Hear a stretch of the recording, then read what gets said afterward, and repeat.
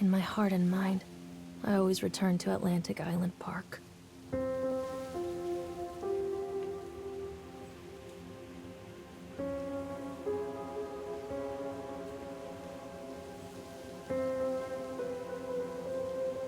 Where's Mr. Bear? I haven't seen Mr. Bear, Callum.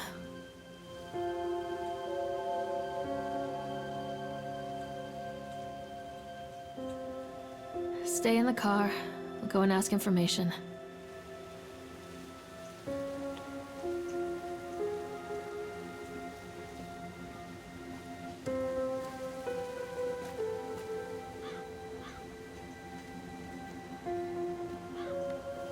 Attention, patrons. The park is now closed. Please make your way to the car park at your earliest convenience. Employees prepare the park for shutdown.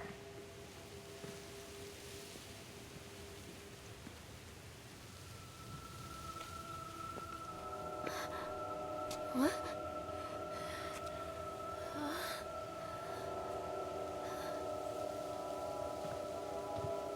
Hey, Lorraine.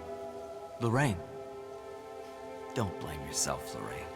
People lose things all the time. Take a deep breath. Think about the last place you saw your son's teddy bear. Hey, stop!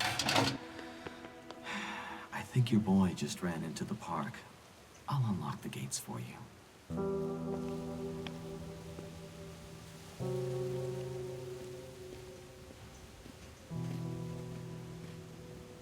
Wait for Mommy, Callum! Over here!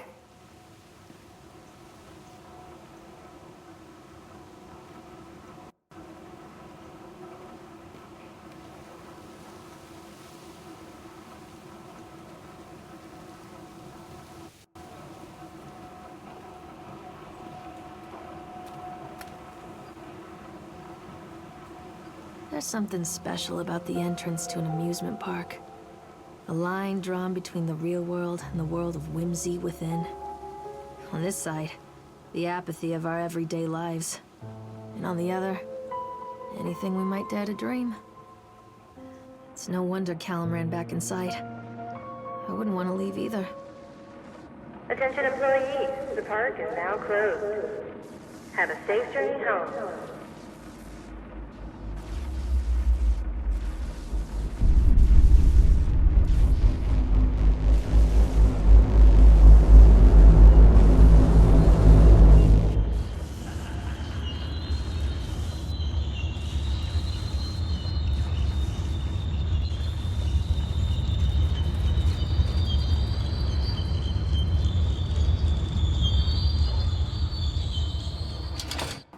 Oh God. The park. What happened here?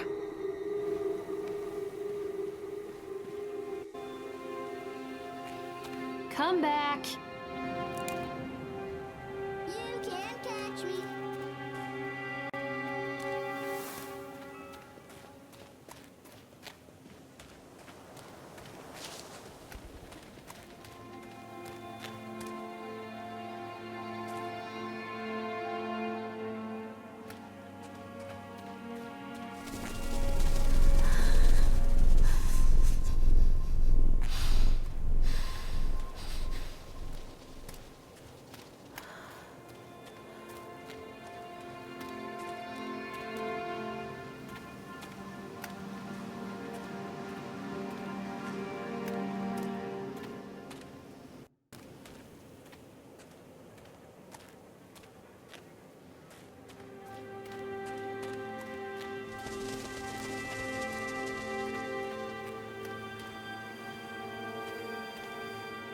I think this belongs to Callum.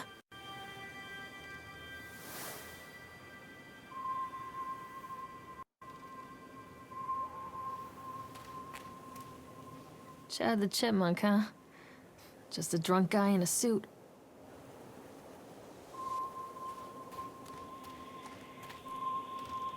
What's this?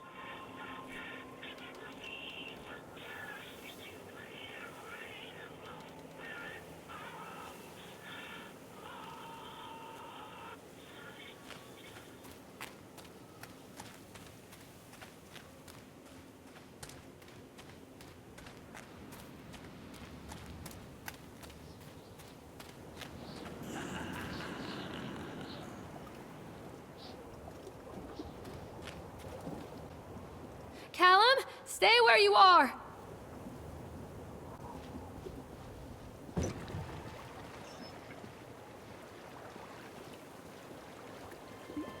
Come on, Mommy.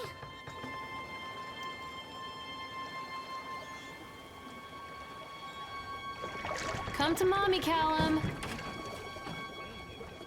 Woodcutter, his wife and his 2 children, a boy named Hansel and a girl named Gretel. They were very poor, very little light or sun.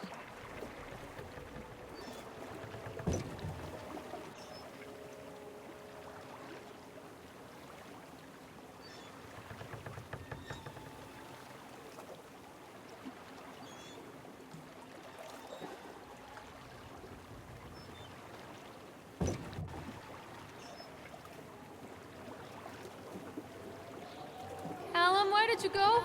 Callum, where did you go?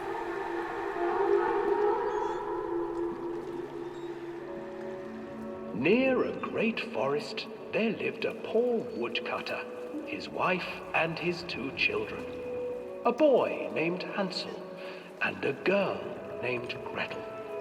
They were very poor and had very little to bite or sup.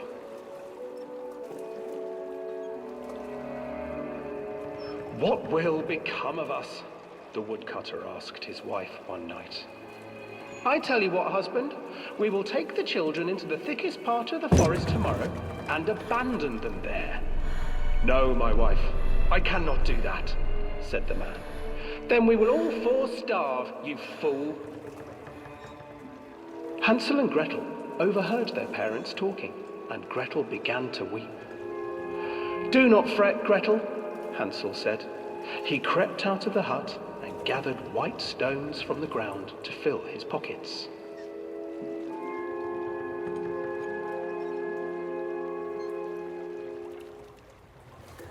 The next morning, the woodcutter leads the children into the forest. Before they leave, their mother gives them a slice of bread and warns them that they will get no more food that day. Clever Hansel leaves a trail of white stones behind them as they pass into the woods. When their father leaves them, the children wait a while, then follow the trail back to their parents' house. After receiving a thorough scolding from their parents for getting lost in the woods, the children are sent to bed without any supper. Hansel tried to sneak out and collect more white stones, but found that the door was locked. "Tomorrow I will take them into the woods myself," the wife told the woodcutter. In the morning, their mother gave them a slice of bread and led them deep into the forest once again.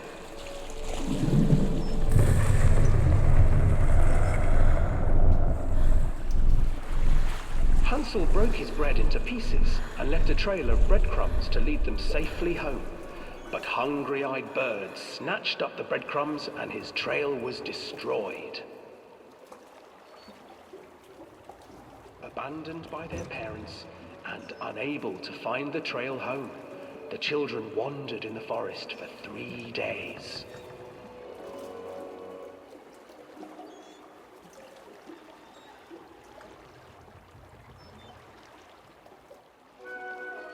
The children stumbled into a clearing with an exceedingly strange house.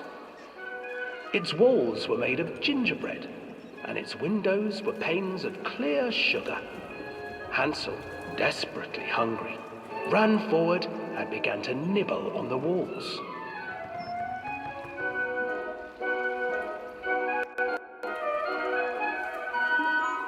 "Nibble, nibble, little mouse.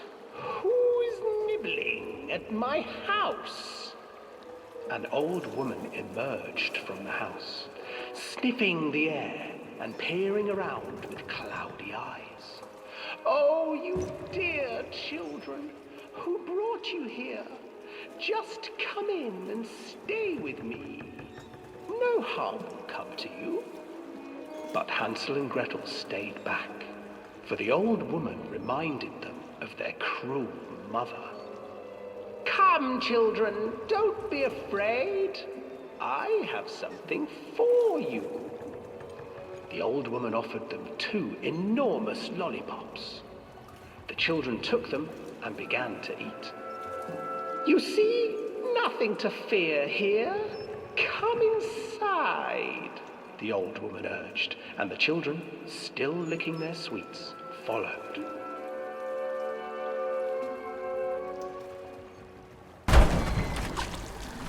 Once inside the house, the old woman changed. She stuffed Hansel into a cage and put Gretel to work, sweeping and cleaning her hut. Your brother will make a good mouthful, the old witch told Gretel. Once he is fattened up, I shall feast upon him.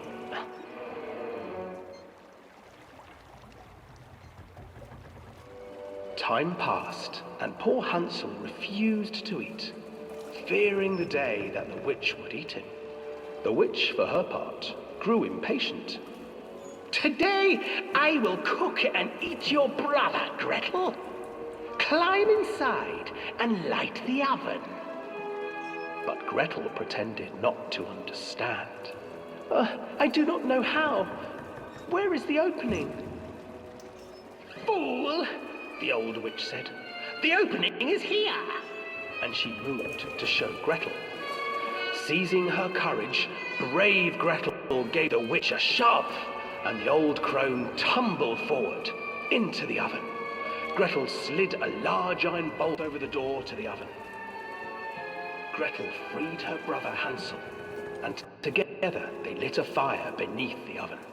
And though she screamed and begged, the children sat by the oven until her screams had stilled, and the witch was cooked. And then, because even children can't survive on sweets, they divided up the body of the old witch and ate her.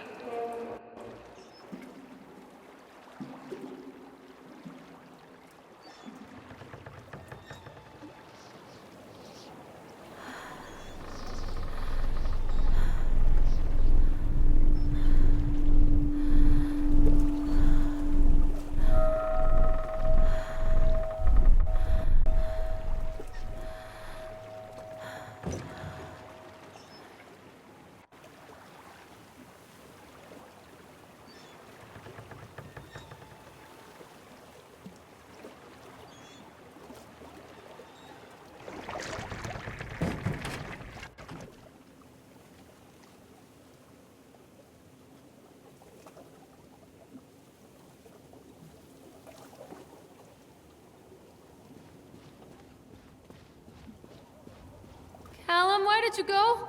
Hansel and Gretel. I used to read it to Callum when the electricity was shut off. Those poor children. The whole world against them. The forest, the birds, the old witch, even their own parents. I used to imagine that Callum and I were the kids in that story. Not mother and son, but brother and sister, hand in hand against the unkind world. We were always hungry, looking for our own house made of candy, looking for the sweetness that could take the pain away. Hunger leads people to desperate, terrible places where the tree branches reach like claws.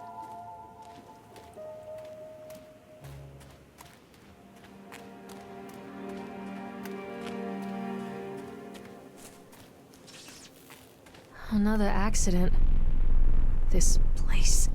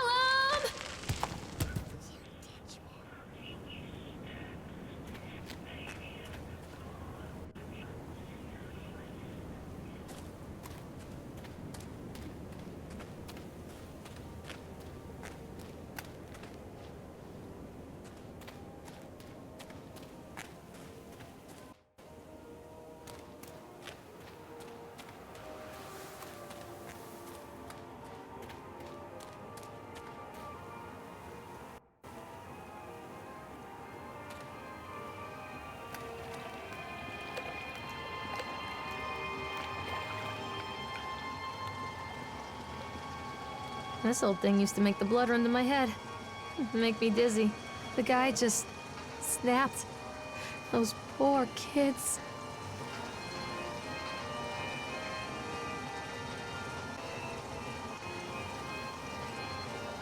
Wait, Callum!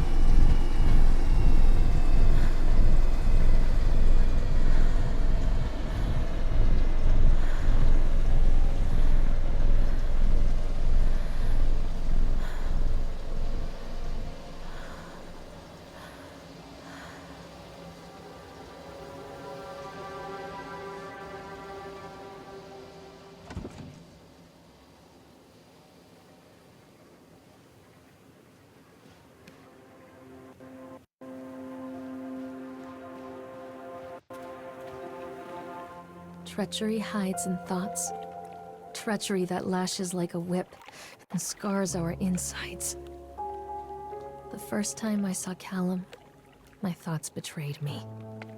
I looked down at this wrinkled, red, bawling thing and I thought, is that it? We build our world from expectations, and the world that I had built for Callum was no different. He was so real, so there, and so far from my expectations. They shattered, and as they fell in pieces, that one treacherous thought became a new foundation. All of the love that we shared, all of the warmth and goodness that followed, built on a single, traitorous thought.